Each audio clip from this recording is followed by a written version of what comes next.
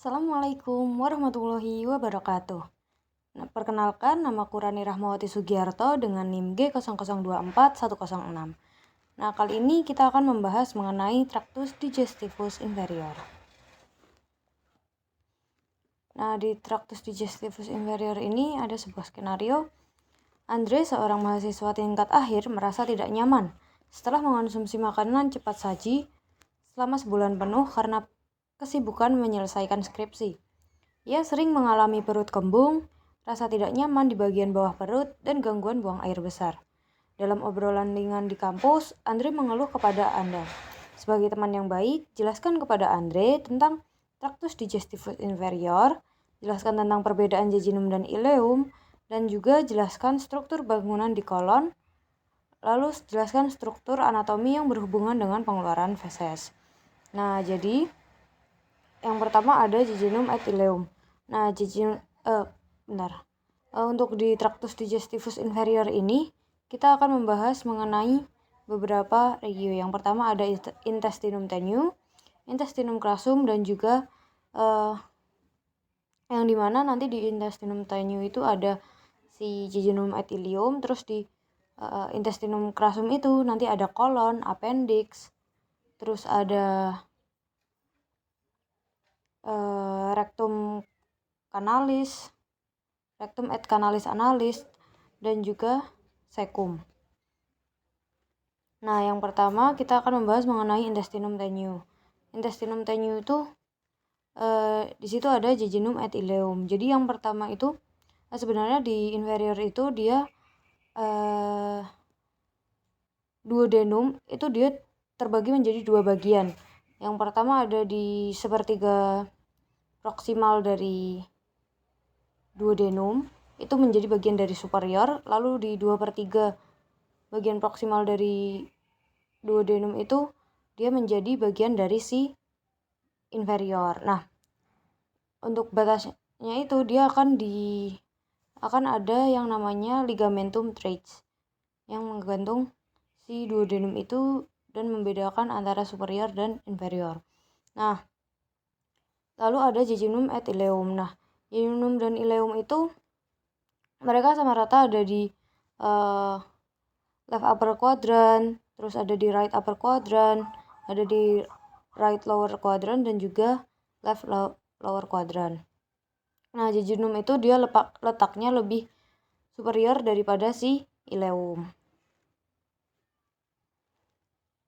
Nah, ini bentuk preparat yang di sini itu adalah preparat dari ileum, dan ini adalah preparat dari jejunum. Nah, lalu perbedaan jejunum et ileum itu apa aja sih? Nah, yang pertama dari letaknya sendiri, karena jejunum itu dia lebih superior, jadi dia terletak di regio umbilicalis, sedangkan si ileum itu dia berada di kanan bawah cavum abdomen sampai ke pelvis. Nah, untuk warnanya sendiri, dia si jejunum ini dia lebih merah gelap daripada ileum, karena si ileum itu lebih pucat. Kenapa? Karena di jejunum itu bisa dilihat di sini, vaskularisasinya itu di jejunum lebih banyak, makanya itulah kenapa dia lebih berwarna lebih merah gelap. Sedangkan di ileum dia vaskularisasinya sedikit, makanya dia terlihat lebih pucat. Lalu setelah itu dinding atau otot polos yang ada di jejunum itu dia lebih tebal, sedangkan di ileum itu dia lebih tipis. Untuk plika sirkularisnya di jejunum itu dia besar, tinggi, dan juga rapat, sedangkan di ileum itu dia sedikit dan jarang, dan juga tidak ada bagian di bagian distal. Lalu ada plaque payer. Nah, plaque payer di jejunum itu ada beberapa plaque payer, sedangkan di ileum itu ada banyak. Lalu ada vasa recta. Nah, vasa recta si jejunum ini dia panjang-panjang, sedangkan si ileum itu dia pendek-pendek. Dan arkadesnya itu 1-2 tingkat aja di jejunum, dan ileum itu dia bersusun dan lebih kompleks. Nih. Nah, ini vasa recta dari jejunum itu dia lebih panjang-panjang, sedangkan di ileum itu dia pendek-pendek. Dan arkadesnya tadi kan di jejunum 1-2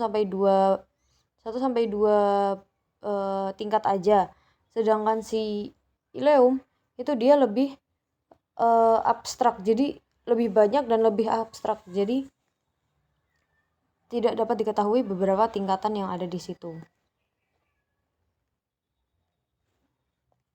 Next, lemak mesenterinya di jejunum itu dia lebih sedikit, sedangkan di ileum itu dia lebih banyak.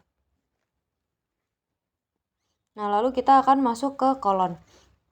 Nah, kolon itu dia ada beberapa bagian penting. Yang pertama ada appendix, ada cecum, lalu yang naik ini ada ascending colon, transverse colon.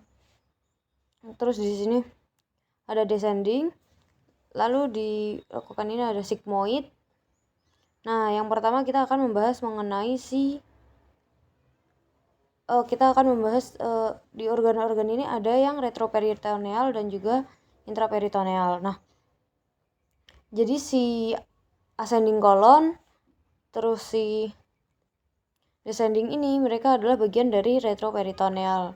Sedangkan si transverse dan juga sigmoid itu dia intraperitoneal. Nah, lalu di kolon itu si kolon ascendens ini dia itu membentang dari si cecum sampai ke permukaan inferior dari lobus hepatis si yang dexter. Nah, dia itu berada di dia akan membentuk ini lengkungan ini yang dinamakan flexura coli dextra. Yang dimana flexura coli dextra ini dia berada di bawah coste 9 sampai 10. Lalu yang kedua ada kolon transversum. Nah, si kolon transversum ini dia kan membentang dari si flexura coli dextra sampai ke flexura coli sinistra. Nah, si flexura coli sinistra ini dia posisinya lebih tinggi daripada si flexura coli dextra. Nah, lalu ada si kolon descendens. Nah, si kolon descendens ini dia membentang dari si flexura coli sinistra sampai ke di pinggiran pelvis sebelum memasuki ke sigmoid. Nah, si descendens ini dia akan berlanjut ke sigmoid. Nah, si sigmoid ini dia akan digantung oleh si mesokolon. Lanjut, ini kita akan membahas mengenai si cecum. Nah, si cecum ini dia memiliki katup di sini untuk mengatur masuknya si thymus yang sudah berada di ileum tadi untuk memasuki si kolon. Nah, di sini ada yang namanya vulva iliosekal. Nah, si vulva iliosekal ini dia ada dua katup yang dinamakan frenulum iliosekal. Dan di lubangnya ini bernama orificium iliosekal. Lalu ada yang namanya appendix. Nah, si appendix ini dia berada di bagian posterior dari si cecum. Nah, appendix ini dia biasanya diukur menggunakan dua metode. Yang pertama ada metode McBurney, yang kedua ada metode Lange. Nah, si metode McBurney ini dia adalah penarikan garis dari sias dextra sampai ke umbilikal, lalu akan diambil sepertiga lateralnya. Sedangkan untuk metode Lange dia diambil dari sias dextra ke sias sinistra, lalu diambil 1/6 lateral di bagian dextra. Nah, sekarang kita akan memasuki si kanalis analis. Nah, si kanalis analis ini dia ada beberapa zona. Yang pertama ada zona columnaris di sini. Nah, si zona columnaris itu dia terdiri dari lipatan longitudinal yang disebut kolumna rectalis atau analis yang dibentuk dari corpus cavernosum. Lalu yang kedua itu ada zona pecten analis. Nah, di zona pecten analis ini dia itu adalah